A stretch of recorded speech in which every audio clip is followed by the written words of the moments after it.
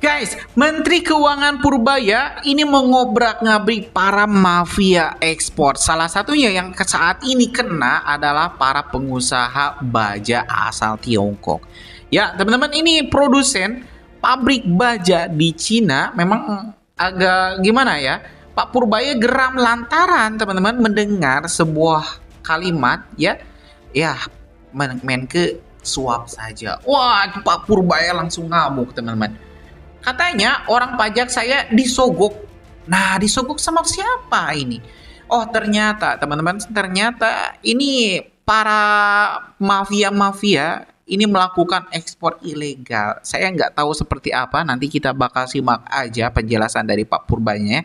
Yang jelas ini sangat merugikan Indonesia. Apakah dengan mengurangi nilai sehingga harganya turun terus pajaknya turun atau seperti apa? Saya juga penasaran. Yang jelas di sini Pak Purbaya marah besar teman-teman setelah melakukan sidak ini langsung ke pabriknya dan ketemu audiensi. Nah, ini nih seharusnya para pejabat-pejabat kita itu kejar para bandar-bandarnya, kejar pengusaha-pengusaha besarnya. Jangan rakyat lagi yang disiksa, jangan pajak lagi yang dinaikkan, BBM dinaikkan, harga kebutuhan pokok naikkan. Kejar yang besar, ikan teri ya biarin gemuk. Rakyat telus kan yang disiksa. Nah, ini Pak Purbaya, kita apresiasi loh. Sekali lagi kita apresiasi ya teman-teman.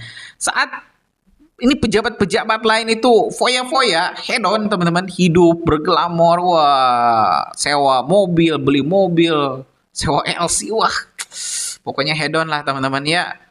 Sampai itu ada seorang bupati yang punya istri kedua, itu mobilnya mewah sekali, yang informasinya udah ditangkap ya.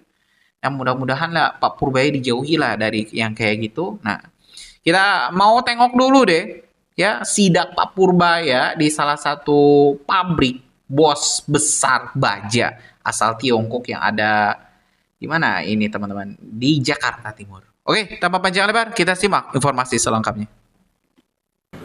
Gimana nih, bagus pabriknya? Bagus kayaknya ya? Lagi berbenah Pak Menteri. Ya. Yang ISO 14.000 sama ISO 45.000. Ya lu buat aja ini bagus. Siap. Gua dukung kok. Cuman bayarnya yang betul pajaknya. Siap. Gua diketawain orang soalnya. Siap. Kalau ada 40 yang begini perusahaan ini katanya. Siap. Ya datangin satu-satu. Jalan. Yang belum, nanti kalau ada pajak yang mau dibayar. Siap. Nanti apa? Kalau ada kesulitan ngomongin gimana caranya. Misalnya kayak kesulitan ganggu, entah dicil, entah gimana. Pokoknya kita cari jalan terbaik supaya dua-duanya untung. Berapa orang di sini? 480. 480. Lokal. Orang Indonesia berapa? Orang Indonesia 480, orang Cina-nya aslinya 80. Jadi dikit ya. Ini bukan high tech ya, kalau yang sedikit itunya ya. Orang Trisakti berapa di sini? Orang sini. Ini kita. Orang Trisakti ada berapa? Satunya ada 20. Trisakti. Seperti ini. Salah satu pimpinannya bilang, biar aja kita bisnis gelap seperti ini dan orang pajak saya disogok aja. Dan Indonesia nggak mungkin berubah. Orang saya brengsek semua. Bisa disogok. Jadi sekarang saya mau betulin itu.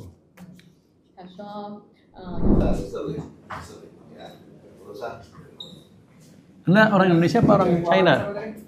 Are you Indonesian or Chinese? Minister Keuangan itu Minister Keuangan. Direktur Keuangannya. Minister Keuangan, Mister apa? Mas Menteri Keuangan. Menteri Keuangan saya, Purbaya. Keuangan PT. Oh, yang keuangan PT. Lagi Cina tadi ya? Iya, lagi Cina. Minister Keuangan. Manajer keuangannya. Cuti. Yang sekarang pimpinannya siapa? Sebenarnya Mas Terli ya? Anda sebagai apa di sini? Direktur utama. Direktur utama. Please have a seat. Duduk. Saudara. Oh.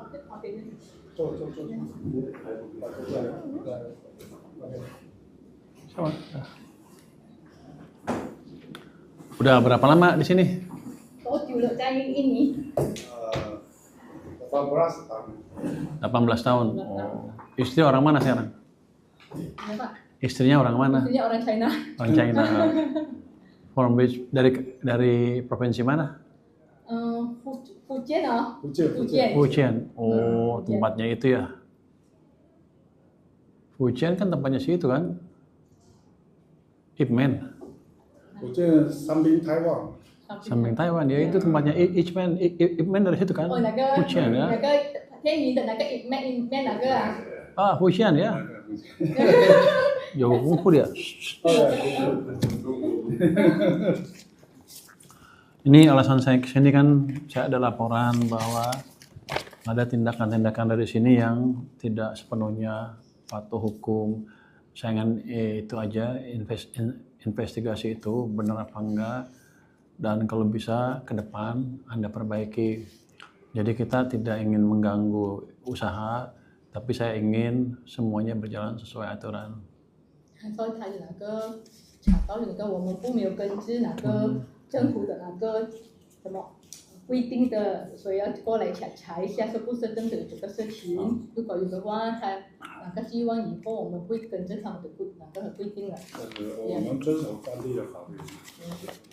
Saya, ya, Taati aturan dari itu Pak, ketentuan dari itu panja. saya baru pulang dari Cina kemarin, ketemu Menteri Keuangan Cina.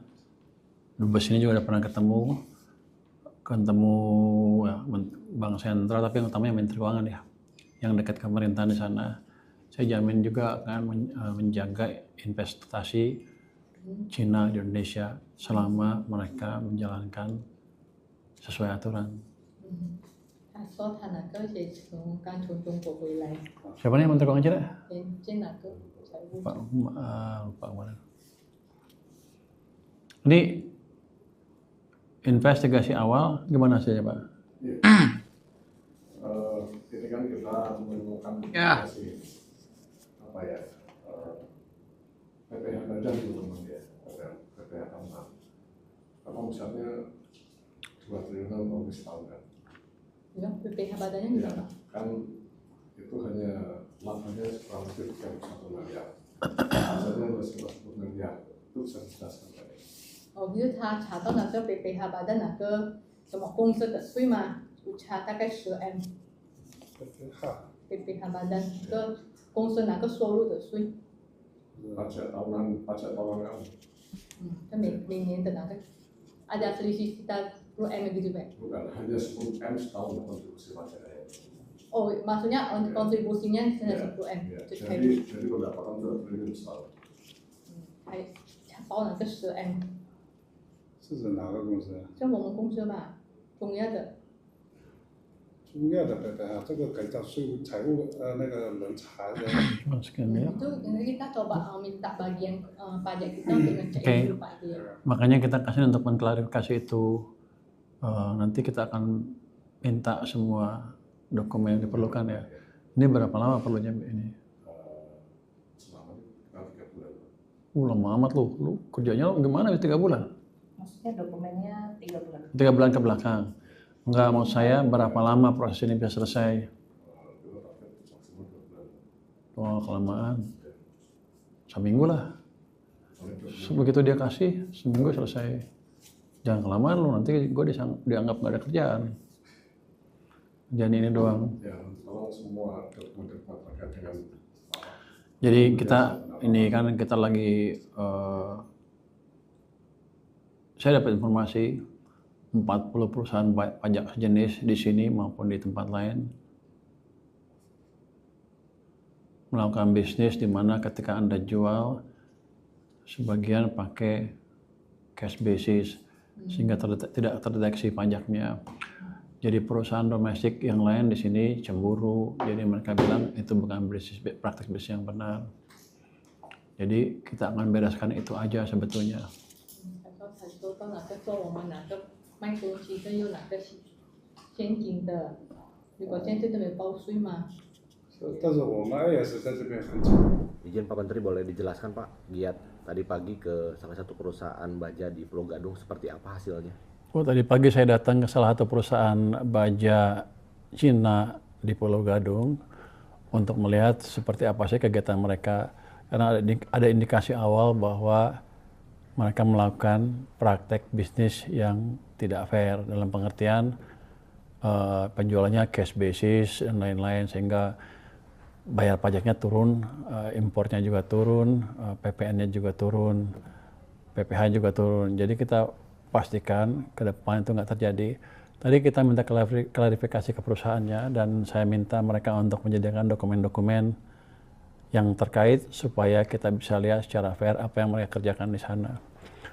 Saya tekankan ke mereka juga bahwa tujuan kedatangan saya ke situ bukan untuk membunuh perusahaan itu, tapi untuk memastikan mereka melakukan bisnis secara fair sehingga ada persaingan yang fair di industri baja di Indonesia. Sekarang kan dalam tahap klarifikasi Pak, data yang Bapak terima, kira-kira mereka itu melakukan apa tadi Pak? Kalau saya lihat ya Nominalnya Pak? data sementara, kalau nominal mungkin nggak bisa sebutin, tapi kalau data sementara kelihatan sekali mereka dari penjualan sekian triliun, berapa tadi saya lupa, hampir 10 triliun, pajaknya terlalu kecil, mungkin di bawah 20 miliar, terlalu kecil untuk kegiatan yang segitu besar. Jadi kita duga ada beberapa loophole yang mereka manfaatkan untuk mengurangi pembayaran pajak mereka ke negara. Kita pastikan itu nggak terjadi, atau mereka harus menjalankan. Ya guys, sudah kita dengar ya penjelasan dari Menke Purbaya, barusan sangat lengkap sekali ya apa yang baru saja kita simak, di mana Pak Purbaya ini melakukan inspeksi mendadak sidak ke salah satu perusahaan baja asal Tiongkok yang beroperasi di kawasan industri Pulau Gadung, Jakarta. Ini ya, Pak Purbaya mengatakan bahwa kunjungan dadakan ini merupakan bagian langkah tegas pemerintah dalam memperkuat pengawasan kepatuhan pajak. Selain itu, ini bertujuan menjaga iklim persaingan usaha yang sehat agar industri nasional tidak dirugikan akibat praktik-praktik yang tidak patut. Ya, teman-teman, sekali lagi kita apresiasi Pak Purbaya, kejar yang besar-besarnya ya. Jangan kayak sebagian pejabat-pejabat kita yang malah memeras rakyat. Rakyat sudah susah, teman-teman, masih dipotong dengan potongan yang gak jelas juga, teman. Ya, apresiasilah buat Pak Purbaya. Mudah-mudahan Indonesia suatu saat nanti bisa surplus ya, APBN-nya nggak defisit terus nih Pak Purbaya. Ya, mungkin itu informasinya, teman-teman. Terima kasih. Tinggalkan pendapat kalian di kolom komentar ya. Sekali lagi kita bakal lanjut di video selanjutnya. Assalamualaikum warahmatullahi wabarakatuh.